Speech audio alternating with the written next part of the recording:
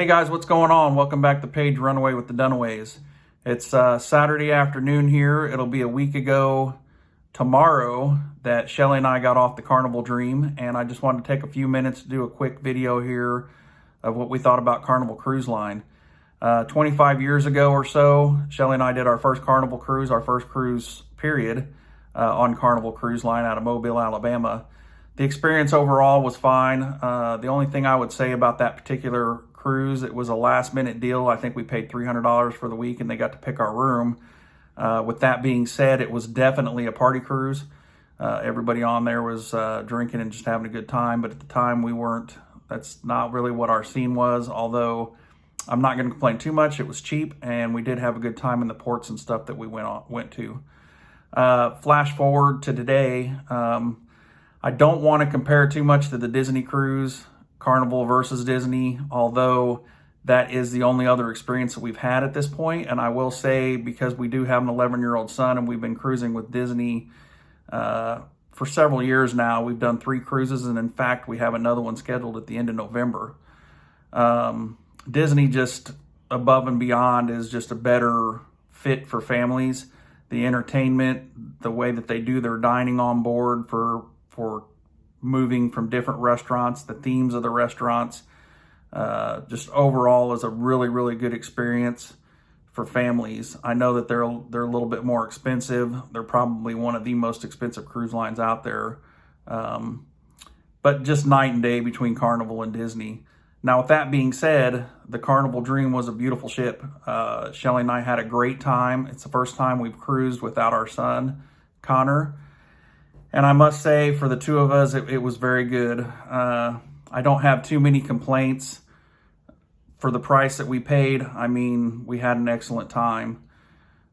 The entertainment on board, and it may just be because of COVID or whatever, there was a couple different shows that we went to, and they were kind of mediocre. And maybe it's, like I said, because of COVID, and they're just starting back up. I think we were the second people on the Carnival Dream to go out. The comedy club was a good time.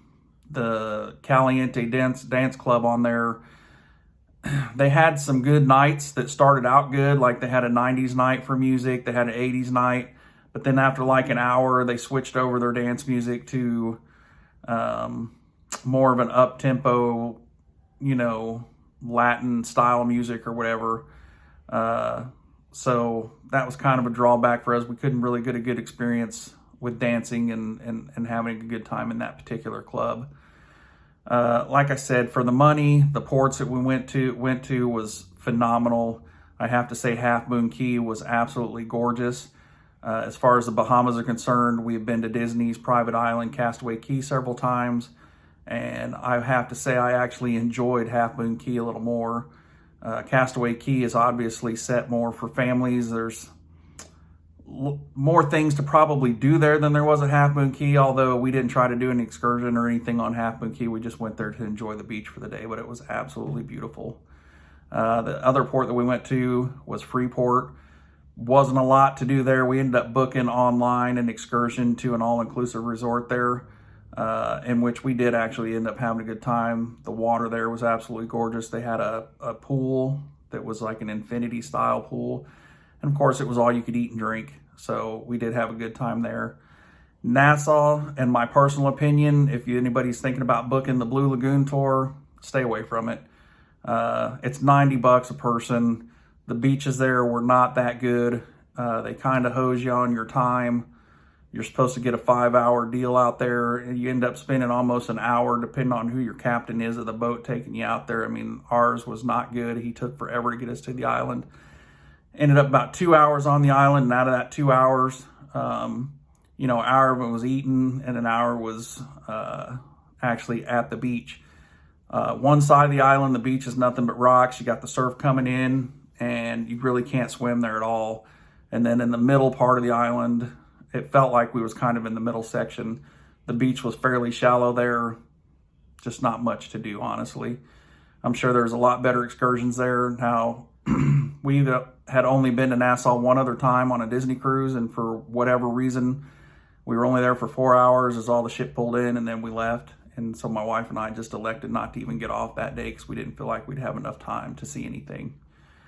Back to the Carnival Dream itself, though, as far as the ship is concerned, like I said, it was a beautiful ship. We stayed in room 2289, Cove Balcony. I have another video on here reviewing that room. I loved the room. I loved the balcony. It was just really peaceful. You're close to the water line. You could see all the wildlife that was in the water, although we didn't see a lot, but we did see some flying fish, which was pretty cool. All in all, like I said, for a value cruise, which is what I would put Carnival at, especially with this particular ship, it is an older ship, you're going to get your money's worth. I mean, between all the food, you know, that is free, the entertainment, like I said, was okay, and it probably could be better, and it may just be COVID that was causing that issue of it not to be better. And then the dance club, they only had one on board. If you're going with just you and your wife and you're looking to have a good time, I mean, I don't think it was great, but it was, you know, it was served its purpose.